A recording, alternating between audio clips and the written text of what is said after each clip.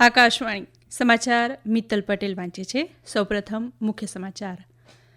દેશમાં છેલ્લા 10 વર્ષમાં કેફી પદાર્થો જપ્ત કરવાના પ્રમાણમાં 7 ગણો વધારો થયો અને આ સમયગાળામાં 56,800 કરોડ રૂપિયાના કેફી પદાર્થોનો નાશ કરાયો.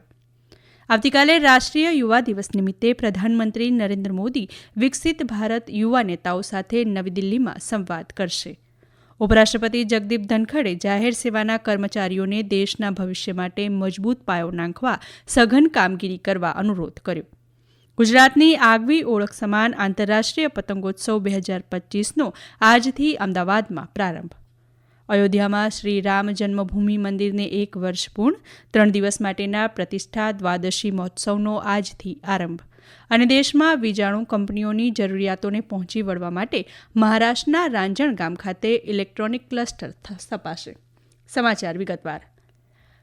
દેશમાં છેલ્લા 10 વર્ષમાં કેફી પદાર્થો જપ્ત કરવાના પ્રમાણમાં 7 ગણો વધારો થયો છે અને આ સમયગાળામાં 56,800 કરોડ રૂપિયાના કેફી પદાર્થોનો નાશ કરાયો છે.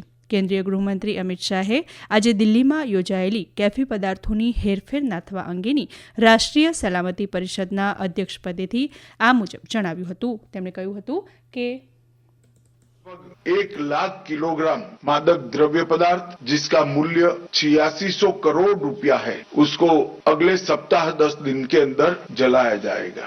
और मैं मानता हूं कि इससे ये विनिष्टीकरण से एक मजबूत संदेश जनता के बीच में जाने वाला है. इसकी और संकल्पवान प्रयास वर्ष 2025 में हमारे होंगे.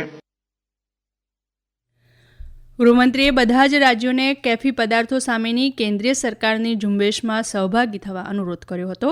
તેમણે નાગરિકોને માનસ હેલ્પલાઇનની જાણકારી વ્યાપક પ્રમાણમાં પહોંચાડવા રાજ્ય સરકારોને અનુરોધ કર્યો છે. આ કાર્યક્રમમાં શ્રી શાહે કેફી પદાર્થ નાશ કરવાની આગામી 25મી જાન્યુઆરી સુધી ચાલનારી ઝુંબેશનો પ્રારંભ કરાવ્યો હતો તેમજ માનસ 2 હેલ્પલાઇનના વિસ્તરણનો પણ પ્રારંભ કરાવ્યો હતો.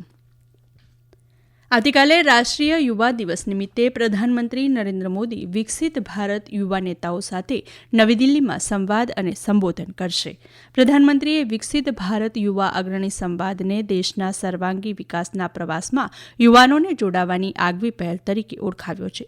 આ કાર્યક્રમમાં ભાગ લેનાર 3000થી વધુ યુવા નેતાઓ વિકસિત ભારત અંગે પોતાનો દ્રષ્ટિકોણ પ્રધાનમંત્રી સમક્ષ રજૂ કરશે. આજે દિલ્હીમાં યોજાઈ રહેલા વિકસિત ભારત યુવા અગ્રણી સંવાદ કાર્યક્રમમાં સંબોધન કરતા યુવા બાબતોના કેન્દ્રીય મંત્રી મનસુખ માંડવિયાએ જણાવ્યું હતું કે આવતીકાલના સંવાદ કાર્યક્રમ બાદ કેન્દ્ર સરકાર યુવા અગ્રણીઓ માટે સામાજિક સેવાની વિવિધ ઇવેન્ટનું આયોજન કરશે, જેના કારણે યુવા અગ્રણીઓને રાષ્ટ્રીય અને આંતરરાષ્ટ્રીય સ્તરે સમાજ સેવાનો અનુભવ મળી શકશે. ઉપરાષ્ટ્રપતિ જગદીપ ધનખડે જાહેર સેવાના અધિકારીઓ અને કર્મચારીઓને વહીવટી તંત્રના શિલ્પકાર ગણાવી દેશના ભવિષ્ય માટે મજબૂત પાયો નાંખવા સઘન કામગીરી કરવા અનુરોધ કર્યો છે. બેંગલુરુમાં રાજ્યોના જાહેર સેવા પંચના અધ્યક્ષોની 25મી રાષ્ટ્રીય પરિષદનું ઉદ્ઘાટન કર્યા બાદ તેમણે જાહેર સેવાની સ્પર્ધાત્મક પરીક્ષાઓ અને મુલાકાતો વખતે પારદર્શિતા જાળવી રાખવા ઉપર ભાર મૂક્યો હતો. શ્રી ધનખડે વધુમાં જણાવ્યું હતું કે તંત્રનો પ્રભાવ સગાવાદ અને તરફેણરૂપી દૂષણોથી મુક્ત અલાયદું પંચ ઊભું કરવું એ ભૂતપૂર્વ રાષ્ટ્રપતિ રાજેન્દ્ર પ્રસાદનું સ્વપ્ન હતું. ઉપરાષ્ટ્રપતિએ વર્ષ 2047 સુધીમાં વિકસિત ભારતનું ધ્યેય હાંસલ કરવા પારદર્શી અને ટેકનોલોજી આધારિત કામગીરી કરતા વહીવટીતંત્રનું નિર્માણ કરવાની અપીલ કરી હતી. દિલ્હીમાં યોજાઈ રહેલા ભારત આબોહવા મંચના કાર્યક્રમમાં ભારત સ્વચ્છ ટેકનોલોજી ઉત્પાદન મંચનો શુભારંભ કરવામાં આવ્યો છે. કેન્દ્રીય વાણિજ્ય મંત્રી પિયુષ ગોયલે આ પહેલનો આરંભ કરતા જણાવ્યું હતું કે દેશમાં સૂર્ય, પવન અને હાઇડ્રોજન ઉર્જા ક્ષેત્રે સ્વચ્છ ઉર્જા મૂલ્ય શ્રેણીમાં ભારતની ક્ષમતા વધારવામાં આ પગલું મહત્વનું બની રહેશે. આ મંચના કારણે સ્વચ્છ ઉર્જા ક્ષેત્રે નવકલ્પનાને બળ મળશે અને દેશ આ ક્ષેત્રે વૈશ્વિક અગ્રણી તરીકે સ્થાન મેળવે તે માટે પણ મદદ મળશે. શ્રી ગોયલે દેશમાં સ્વચ્છ ઉર્જા ક્ષેત્રે લાંબા સમયગાળાનો વિકાસ સાધવા સરકાર દ્વારા ઉત્પાદન આધારિત રાહતોની કરેલી જાહેરાતોની વિગતો આપી હતી.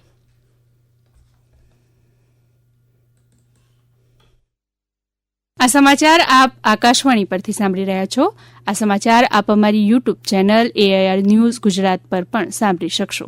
વધુ સમાચાર માટે અમારી વેબસાઇટ newsonair.gov.in/gujarati અને અમારા એક્સ હેન્ડલ AIR News_ABAD ને ફોલો કરશો.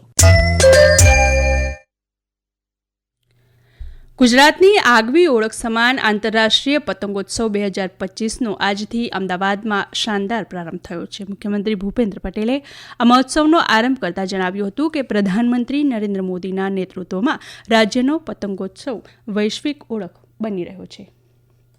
મોદી સાહેબે પતંગોત્સવના આ મંચ પરથી કહ્યું હતું કે આવનાર વર્ષોમાં ગુજરાતનો પતંગ ઉદ્યોગ 500 કરોડ રૂપિયાના આંબી જશે. તેમનું વિઝન જુઓ.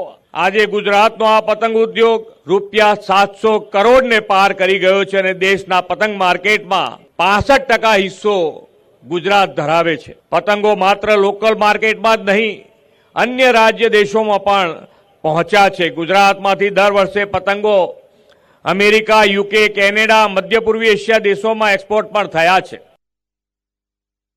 આ પ્રસંગે પ્રવાસન મંત્રી મુળુભાઈ બેરાએ જણાવ્યું હતું કે 12 જાન્યુઆરીએ સ્ટેચ્યુ ઓફ યુનિટી રાજકોટ તથા વડોદરા ખાતે, 13 જાન્યુઆરીએ સુરત, શિવરાજપુર, ધોરડો ખાતે પણ આંતરરાષ્ટ્રીય પતંગ મહોત્સવ યોજાશે.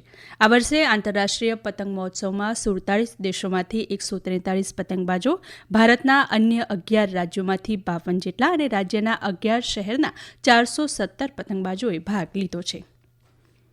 અયોધ્યામાં શ્રી રામ જન્મભૂમિ મંદિર ખાતે પ્રાણ પ્રતિષ્ઠા કાર્યક્રમને 1 વર્ષ પૂર્ણ થયું. તે નિમિત્તે 3 દિવસ માટેના પ્રતિષ્ઠા દ્વાદશી મહોત્સવનો આજથી આરંભ થયો છે. 3 દિવસના આ મહોત્સવમાં વેદનો અભ્યાસ કરનાર 21 આચાર્યો દ્વારા 6 લાખ શ્રીરામ બીજ મંત્રનો જાપ કરાશે. તેમજ દરરોજ સાંજે ભજનનો કાર્યક્રમ પણ યોજાશે. આ ઉપરાંત રામકથા અને સાંસ્કૃતિક કાર્યક્રમોનું પણ આયોજન કરાયું છે. આ પ્રસંગે રામ મંદિરને 50 ક્વિન્ટલથી વધુ ફૂલોથી શણગારવામાં આવ્યું છે. પ્રધાનમંત્રી નરેન્દ્ર મોદીએ અયોધ્યામાં ભગવાન રામની પ્રાણ પ્રતિષ્ઠાને 1 વર્ષ પૂર્ણ થયું તે નિમિત્તે દેશવાસીઓને શુભેચ્છા પાઠવી છે. તેમણે આ ક્ષેત્રને આપણી સંસ્કૃતિ અને આધ્યાત્મનો વારસો ગણાવ્યો છે અને વિકસિત ભારતનું ધ્યેય હાંસલ કરવામાં આ મંદિર પ્રેરણા આપશે તેવો વિશ્વાસ વ્યક્ત કર્યો હતો. દેશમાં વીજાણુ કંપનીઓની જરૂરિયાતોને પહોંચી વળવા માટે મહારાષ્ટ્રના રાંજણગામ ખાતે ઇલેક્ટ્રોનિક ક્લસ્ટર સ્થાપવામાં આવશે. કેન્દ્રીય માહિતી ટેકનોલોજી મંત્રી અશ્વિની વૈષ્ણવે આજે પુણે ખાતેના સીડીસી કેન્દ્રની મુલાકાત વખતે આ મુજબ જણાવ્યું હતું. આ પ્રસંગે તેમણે સીડેક દ્વારા વિકસાવવામાં આવેલી તેજા JAS 64 ચીપનું વિમોચન કર્યું હતું. તેમજ સીડેક કેન્દ્રની કામગીરીની સમીક્ષા કરી હતી. શ્રી વૈષ્ણવે પુણે ખાતેની ભારતીય ફિલ્મ અને ટેલિવિઝન સંસ્થા ખાતે મુખ્ય ઓડિટોરિયમનું ઉદ્ઘાટન કર્યું હતું અને વિદ્યાર્થીઓ સાથે સંવાદ કર્યો હતો. અમેરિકા અને ફ્રાન્સ સહિત 100 જેટલા દેશોમાં ભારતમાં ઉત્પાદિત સંરક્ષણ ક્ષેત્રના ઉપકરણો અને શસ્ત્રોની નિકાસ સાથે દેશ સંરક્ષણ ક્ષેત્રે નિકાસનું કેન્દ્ર બની રહ્યું છે. સંરક્ષણ મંત્રાલયના સંરક્ષણ મૂડીરોકાણ અને ઉત્પાદન વિભાગના ઉપનિદેશક અખિલકુમાર મિશ્રાએ અગરતલામાં ભારત વેપાર મહામંડળ દ્વારા આયોજિત એક કાર્યક્રમમાં આ મુજબ જણાવ્યું હતું. તેમણે કહ્યું કે જાહેર ક્ષેત્રના 16 જેટલા એકમો સંરક્ષણ ક્ષેત્રે ઉત્પાદનમાં જોડાયેલા છે અને નાણાકીય વર્ષ 2023-24માં સ્થાનિક કક્ષાનું આ ક્ષેત્રનું ઉત્પાદન 1.25 લાખ કરોડ રૂપિયા સુધી પહોંચ્યું હતું. વાયવ્ય ભારતમાં આગામી 48 કલાક દરમિયાન ઘણા સ્થળોએ ગાઢ ધુમ્મસ અને ગાજવીજ સાથે હળવો વરસાદ થવાની સંભાવના છે. હવામાન વિભાગે જણાવ્યું છે કે વેસ્ટર્ન ડિસ્ટર્બન્સને કારણે આ ક્ષેત્રમાં આવતીકાલ સુધી કેટલાક સ્થળોએ હિમવર્ષા થવાની પણ સંભાવના છે. દરમિયાન હવામાન વિભાગે વાયવ્ય ભારતમાં કેટલાક સ્થળોએ લઘુત્તમ તાપમાનમાં આગામી 3 દિવસ દરમિયાન 2 થી 3 ડિગ્રી સેલ્સિયસનો વધારો થવાની પણ સંભાવના દર્શાવી છે. દરમિયાન દિલ્હી અને આસપાસના વિસ્તારોમાં ઊભી થયેલી ગાઢ ધુમ્મસની પરિસ્થિતિના લીધે વિમાન અને ટ્રેન સેવાઓને અસર થઈ રહી છે. દિલ્હી તરફ જતી 26 ટ્રેન નિર્ધારિત સમય કરતાં 9 થી 10 કલાક મોડી ચાલી રહી છે. હિમાચલ પ્રદેશમાં ઊંચાઈવાળા પર્વતીય વિસ્તારોમાં થયેલી હિમવર્ષાના લીધે ઘણા સ્થળોએ લઘુત્તમ તાપમાન 0 ડિગ્રી સુધી પહોંચ્યું હતું.